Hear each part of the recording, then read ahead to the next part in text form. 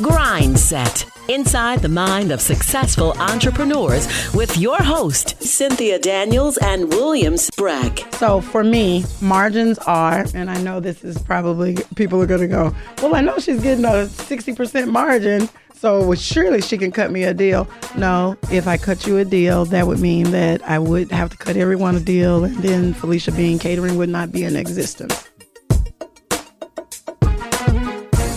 Welcome back to another episode of GRINDSET. I'm your host, Cynthia Daniels, Chief Event Strategist of Cynthia Daniels & Company. And I'm William Sprague, your favorite banker. And today we have Felecia Bean Barnes. She's the founder of Felecia Bean Catering, and we are thrilled to have her. This business opened in 1996, and she has created an amazing story for herself. Yeah, and not only is Felecia doing catering, but she's in the food service business, and there's a clear difference. So I'm looking forward to understanding how catering and food service works. Absolutely. If you're looking to grow your business, this is definitely the episode for you. Absolutely. And we'll be right back with Felecia Bean Barnes, founder of Felecia Bean Catering. You're listening to GRINDSET, and we'll be right back after the break. GRINDSET on the KUDZUKIAN Network. Inside 901. Inside 901. I am your host, Lieutenant Anthony Buckner. Here on Inside 901, we will unpack the vision of Shelby County Sheriff Floyd Bonner and the various divisions of the Shelby County Sheriff's Office. We have a racial profiling policy at the Sheriff's Office. We adhere to it. We expect our officers to adhere to it. Uniform patrol that provide police services to unincorporated Shelby County. Inside 901. KUDZUKIAN. As promised, we have Felecia Bean Barnes, founder of Felecia Bean Catering. Welcome to GRINDSET. How you doing today? Absolutely amazing. I was actually looking forward to some food today, but I know, right? Hey, No but worries. we're healthy right now, right? It's January. We're eating healthy. So we're going to just jump right into this podcast interview. I'm super excited to have you here. You know, we have our own personal relationship. You're really my mentor and have advised me so much. So I'm excited for the women listening to this show to hear all of the wisdom that you have. So we're just going to jump into finding out a little bit about your company. Tell us, what is Felecia Bean Catering? How did you get started? I actually got started here in Memphis as an 18-year-old. And 18? Yes, I started running something called the Memphis Zoo Food and Beverage Department. Interesting. Okay. It was so fun. And they gave me carte blanche of being able to do things my way. at 18? At 18. Wow. Okay. You've been running things for a long time then, huh?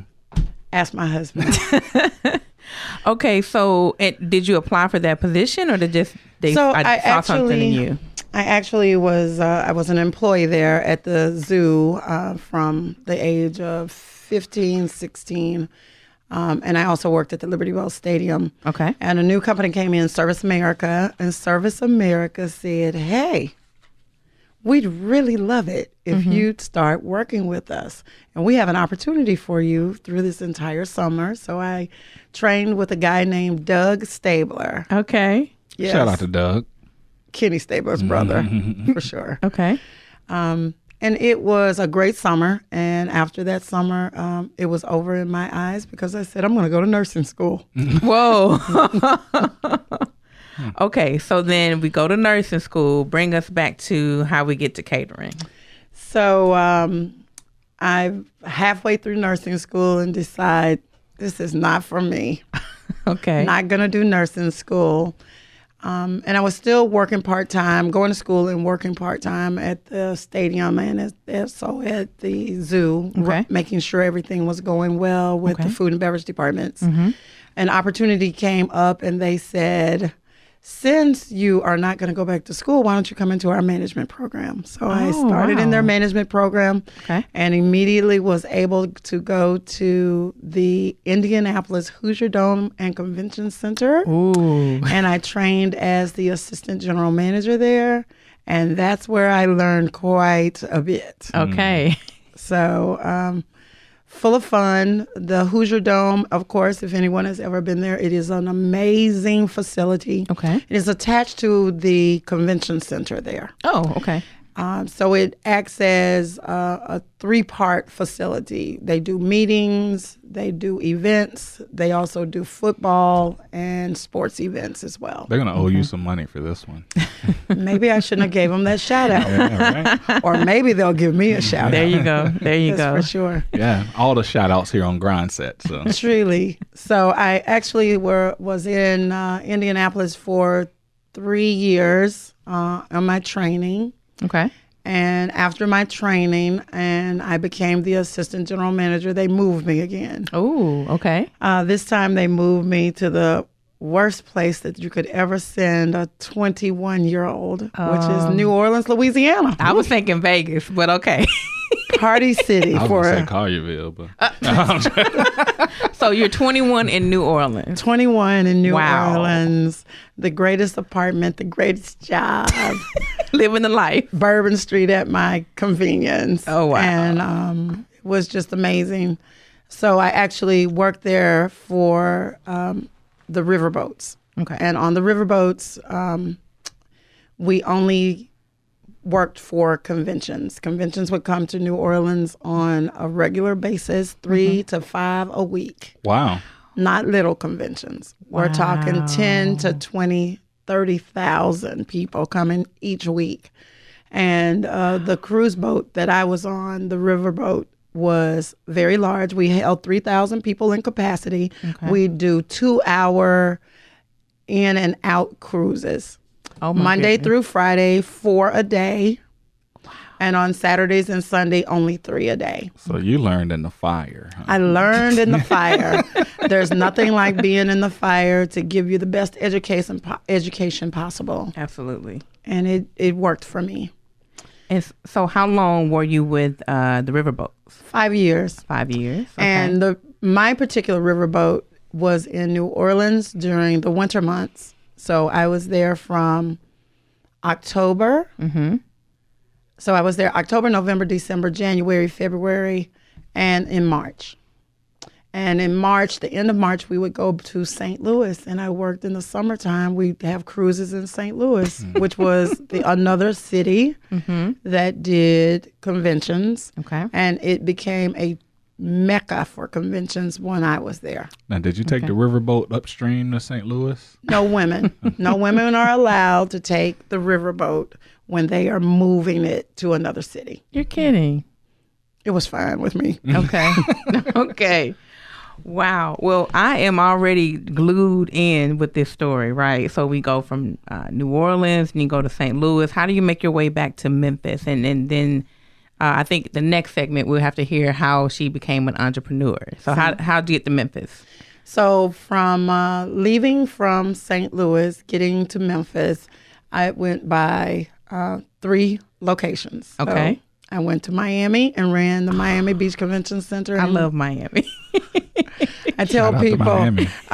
people my office was 3 blocks from the ocean. Oh my God, Felecia. They go, what is wrong with you? You know, part of me is like, why did you leave this life? But we're not about that life. That's right. We're not about that life. Okay, so anymore. Miami. Then we've got what's next? Baltimore and D.C. Okay. And in D.C., I actually worked with the Congressional Black Caucus, and I planned all their food and beverage for their events that they had. They're not just in November and December having major events. They have major events the entire year. Okay. So, and from there, I get to go back home because my mom was sick. Ah, gotcha. So at the time, we thought. And when I heard my mom was sick, I decided that I was going to come back home and take care of her. Yeah, I think a lot of us do that, right? We want to make sure our parents are okay. Yeah. So my mom was sick for all of 6 days. That was good enough reason to bring you back home. But she was pretty pleased that I was back home. Well, you've done a good job of showing that you definitely have the experience. In addition to coming from a family of entrepreneurs, Yes. we're going to talk about starting the catering business and how you begin to grow it on the next segment. Fantastic. You've been listening to GRINDSET, and we'll be right back after the break. GRINDSET. 3. The power of sisterhood is very important. So check on your strong friend, call your sister friend. B. That's what I love about sisterhood. Like, there is no airs. I don't have to put on for you all. C. Wherever I am, that's where you all are. So I constantly have pictures. I'm calling, I'm texting, I'm sending stuff. I'm trying to keep connected. 3 Black Chicks on the KUDZUKIAN Network. Welcome back to GRINDSET. We're here with Felecia Bean Barnes, founder of Felecia Bean Catering. And like I said in the last segment, clearly you're qualified to run a food service business. And so talk about the idea behind Felecia Bean Catering and that first year. Well, 30 days or so before starting, and then that first year of startup. For me, it was a good 10 days before starting. Boss. So I just made up my mind that I wasn't going to go back to work for the man. Oh, yeah. And I decided that working for the woman would be so much better for me. Okay. I love that. And at that point, I sought out my options and did 2 things. I really wanted to do Sunday brunch because when I left Memphis, Memphis was very settled, quiet, nondescript in my eyes. And when I came back, it was the exact same way. So I wanted to spice it up here. So I started a Sunday brunch in a hotel called the Holiday Inn. Okay. And that Sunday brunch took off. So I just went into them, talked to them, asked them if they had any opportunities, if they would like to see theirs go up, or if they would give me the opportunity to actually increase the sales at their Sunday brunch. So they allowed me to do it. And we had a Sunday jazz brunch, and it brought in, the very first week, it brought in 250 people. Wow. As opposed to them having just a regular Sunday breakfast and a Sunday lunch, and they weren't getting maybe 30, 40 guests. Wow. And they were only getting guest hotels. They weren't getting people from the outside. They were really excited. Yeah. And then they decided that they were going to go in a different mode because they were making good money. They wanted to go in a different mode and do it themselves. Wow. So lesson number 1, never give your idea away. Hello. Major key alert. That you Yeah. can dictate and take on your own. Hold it to your heart. I love that. And another lesson, I'm listening. You increased their traffic from about 30 to 40 people to 250. How did you do that? Because I think most listeners are so used to social media. How did you get the word out to get that kind of traffic? So at the time, it was 1996 Okay. when I came back to Memphis, and that's when I started doing the Sunday brunch there. It was my network from my local friends in high school because my college friends that I had. Okay. And from that point, I would send out the word. I would send messages, call people, let them know what I was doing, ask them to let their church know. I was letting our church know. That's important. And it just overflowed. It was overflow. So you took advantage of the church and the connections that it brings there. So, no, not take advantage in a negative way, but it's a natural network that can be utilized. 100%. I don't really like the word take advantage, but I'm going to say you utilize that the church is our foundation. Right. And I gave you that look because I knew what you meant, but I knew how it came out. So that's what that was. So here, thank you for the clarification here on GRINDSET. I got you. We want the nation to know, but maximize your network. And the church is our foundation, right? Absolutely. And so those are the 2 things I wanted to make sure we got out of that. Absolutely. Truly. So please continue. I heard an opportunity because I think so many people get caught up in social media. You have to use other outlets. So I think that's amazing in 96 that you were able to tap into your network like that. Truly. So, of course, that could have been a big bummer for me. Right. After losing that after 2 years. Yeah. And them taking it on themselves, which it sunk and stunk after I left, which Hey. was pretty cool. You can't recreate the model. No, you cannot. You cannot.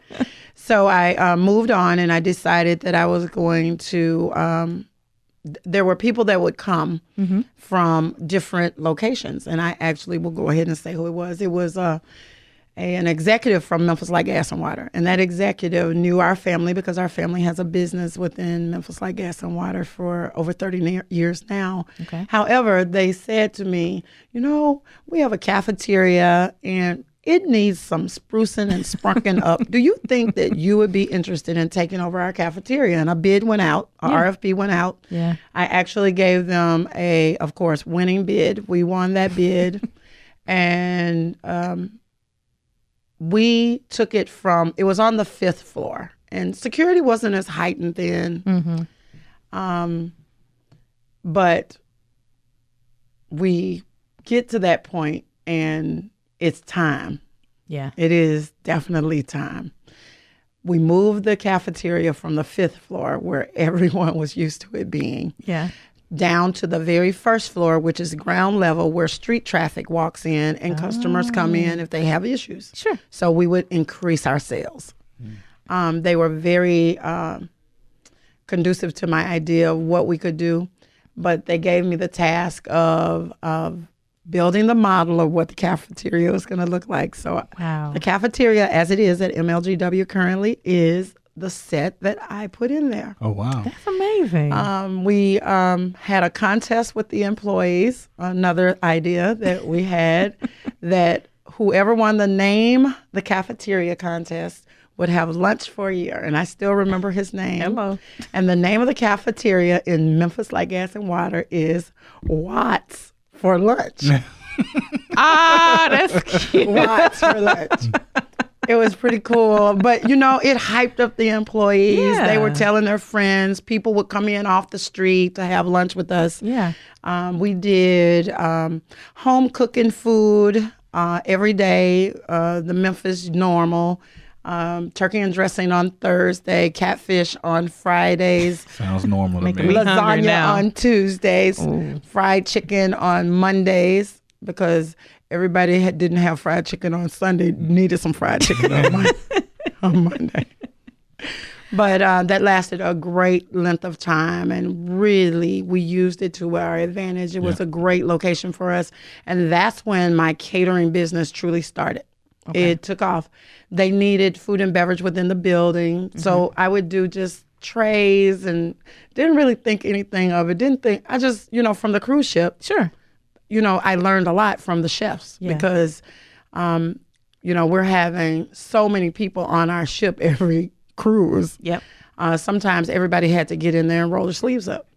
So I got to be known for doing these lavish display presentations for the chefs. The chefs would get me all the foods that we were going to put on there, and I would do these lavish displays. Well, it just goes over into doing a sandwich platter. It wasn't just plain bread. Yeah. It was sourdough rolls or anything like that. We did some big changes on those, and I did my very first wedding on it was June 16th, 2001. Okay. And it was on a Saturday. And after that wedding, I started doing wedding after wedding after wedding after wedding to the point where I would tell people literally I did 52 weddings a year. However, Felecia. It gets worse. I never did weddings in the month of June after that. Why is that? June brides are truly, sometimes we tend to be... They're unique. Unique is great. Did you get married in June? I did, actually. All right, look, and on that note, we're going to take a minute for a break. You've been listening to GRINDSET. We'll be right back after the break with more Felecia Bean Barnes of Felecia Bean Catering. Hey, I'm Williams Brack, co-host of GRINDSET. The insight you gain from us and our guests will motivate you to take the leap into entrepreneurship. Make sure to check us out on Spotify, Apple Podcasts, TuneIn, Stitcher, or your favorite podcast provider. GRINDSET on the KUDZUKIAN Network. GRINDSET on the KUDZUKIAN Network. We have been getting so many nuggets from Felecia Bean Barnes about the catering industry and how she got started And we found out she even touched on weddings for a moment, which I commend anybody that can handle the wedding industry because it's not easy. But I think what's more interesting is the type of contracts you've been getting lately. I'm really curious to hear about how you went about that process, going from catering to these really huge government contracts. Can you share a little bit about that? So the city of Memphis and Shelby County are both very conducive to small businesses and bringing on people of color, women especially in this community, and having business with the city and the county as well as municipalities. So I recently bid on a contract I teamed with a partner out of Iowa. Wow. That actually does prisons.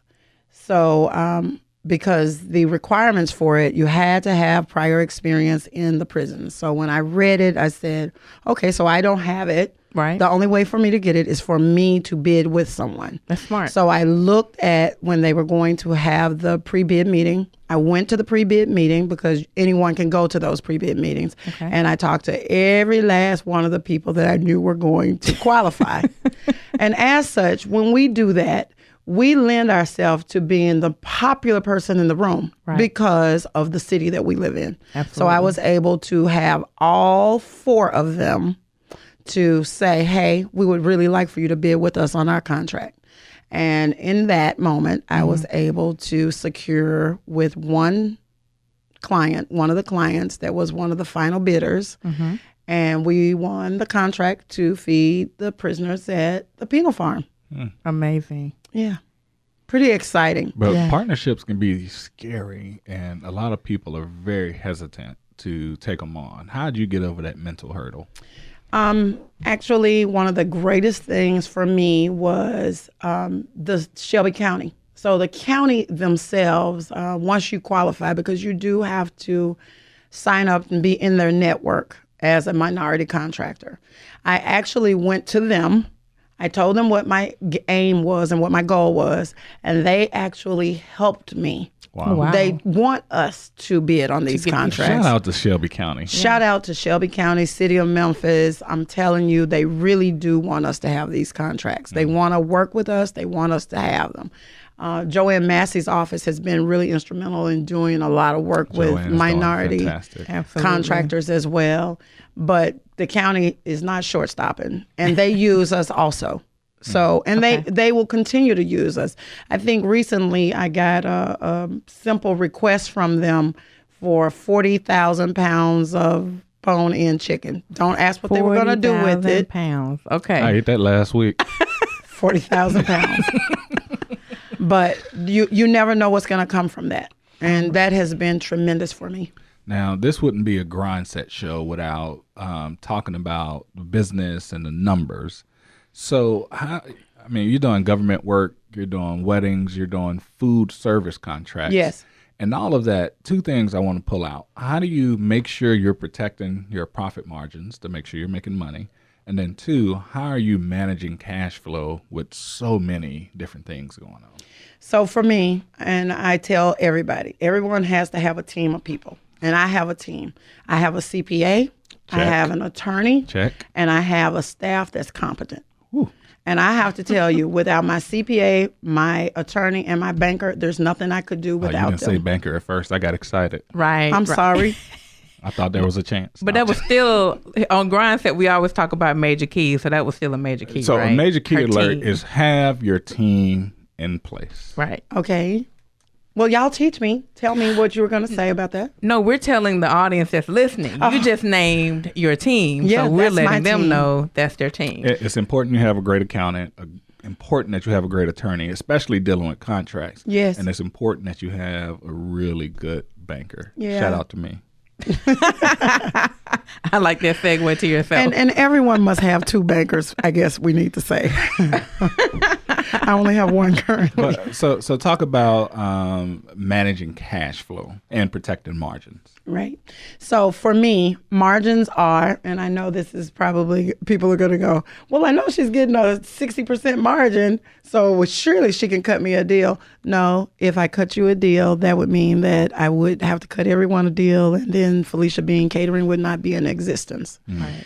And for me also, I must say that we do our best work for our customers, no matter who we are serving. If I'm serving 12 people like I did today for lunch, or if I'm serving 300 like I'm going to serve on tomorrow. Okay. Regardless, you're going to get the same type service from us. So in order for you to do that, you've got to nudge those customers into doing the best thing that you do for them. Mm-hmm. I love that. So what about cash flow? Our cash flow for us is continue to purchase only the items that we need. Yep. We never waste. We don't over purchase. We purchase exactly what we need. Do we have things on hand? Of course, we have freezers that we can keep items on hand. Mm-hmm. And with our contract with Shelby County and in the Penal Farm, that's even bigger and better for us. We've got lots of storage. We're able to manage that easier and take care of our business like we do. And are any of your customers paying you on terms like 30, 60, 90 days after the work is done? And if so, how do you kind of manage that for the business? So that happens with our customer with the Penal Farm, actually. Yep. It's a 30-day cycle that we get paid on. And it's a easy hold. I mean, it's not something difficult to manage. Yeah. It's just a manageable thing. I tell every entrepreneur, you need to pay yourself a salary. You pay yourself a salary. Sounds like you've been listening to your CPAs and bankers. Oh, yeah. Must listen to them. You can't just go willy-nilly and just take money out of the business. You must pay yourself a salary. I love that. And then I have to ask, because we have so many women listening to the show right now, you know, you are not only a business owner, but you are a wife and a mother. Can you talk about some of the biggest sacrifices you've made in growing your company? How have you balanced everything? It has been great. I have a great life partner. Yeah. My husband and I were high school sweethearts. Oh. We have 5 children. They are all, of course, we're empty nesters, so they're out of the house. And my biggest sacrifice, I think, came with, unfortunately, my education. Okay. I never made time to get my master's. And, you know, you have these regrets, and that's one thing that I still will work towards. Okay. You heard it here. But on the flip side, I have to tell you, I have my master's, and I wish I had as much experience opening my business as you gained. So Black women love education. They do, but I respect and admire your business. I mean, a master's degree is great. You know so much more than probably the teachers right now in their program. Well, that's a little different. Maybe not. I want that master. And I get it. That's your personal goal. I get it. But I'm just saying, you all don't see me, but I'm bowing down to Felecia right now. She's amazing. Well, so final question. What advice would you give to women who are interested, thinking, planning, and or wanting to go into business as we close out? Remember to follow your dream. It's your dream. You know what every aspect of that looks like. You go to bed at night thinking about it. You wake up in the morning thinking about it. Follow your dream. Don't worry about making mistakes. We all make mistakes. Everything doesn't always go the same way we want it to go every single solitary day. But move forward. Be forward thinking. Always think about what the next step is going to be and where you're going from here. I'm going to put that on a revolving tape or a cassette tape or something. So where can people find more information about you and Felecia Bean's Catering? Felecia Bean Catering can be reached at www.FeleciaBean.com. Felecia spelled with Felecia. Or you can reach us by phone at 901-398-4867. That's our office number. Any social media? We do. Felecia Bean Catering on social media, Facebook, all of them. Consistent. Truly. You on TikTok? I'm joking. Never heard of that. Get out of here. Don't pay him any mind. Listen, Felecia, thank you so much for sharing with us. We got a lot of great insights, and seems that you have a wonderful business and clearly experience to take it to the next level even further. I have learned so much more about you than I could have ever imagined, and I'm excited to see what's next for Felecia Bean Barnes. Well, no, you had the Buffalo game, but understand New York and upstate New York, they are not moderates by any measure. They may Am I not right? They may not be, but guess what? Even conservatives get sick, and I think everyone realized that if healthcare was going to be threatened, they were going to be in bad shape. That is not how they looked at it. These heroes that you're talking about just responded to their constituency. The system worked. I think that's what happened. Funking up your airwaves and jamming the good information in your ear. Once again, it's Funky Politics. Funky Politics. Funky Politics. On the KUDZUKIAN Network. Welcome back to GRINDSET. We just finished listening to Felecia Bean Barnes, founder of Felecia Bean Catering. But if you listen, she did a lot more than catering. She also did food service. And she's been in business since 1996, and business is good. She's dropped a few major keys on us that a few of them just touched my spirit. And the number one for those who are planning to go in business, or some people have even done this, is never give your idea away. And she gave an example with her business with Holiday Inn. Number two, maximize your network to grow your business. If you don't tell anybody you're in business, no one will ever know. That includes friends, family, Facebook, Instagram. The first thing you have to do is announce that you're in business. And then two, a lot of us, I won't say all, we're religious folk. Church is just a part of life and the lifestyle. And so make sure you utilize your church family and your church network as an engine and tool, and maybe even a foundation for your success. Four, have a great team in place. And that includes CPAs, not just tax shops, attorneys who specialize in your particular business, and bankers. Shout out to me. And five, in business, this was Felicia's recommendation, is pay yourself a salary while you're in business. And the business can be viable financially as you're doing that. Those are great lessons, and I hope you listen or heard some major keys of your own during this episode. And so for me, in finding the right quote for today's episode, it says, "I never dreamed about success. I worked for it," from Estee Lauder. And I feel like that embodies Felicia's story. I mean, throughout the years, she worked a lot with different cruise lines. She was open to relocating and moving around. And ultimately, it led to her starting her own company. And that company is thriving. That's right. And so we're glad Felecia came on. You've been listening to GRINDSET, powered by the KUDZUKIAN Network, and we'll see you next episode. GRINDSET. Executive producer, Epicenter. GRINDSET is directed, produced, and distributed by KUDZUKIAN.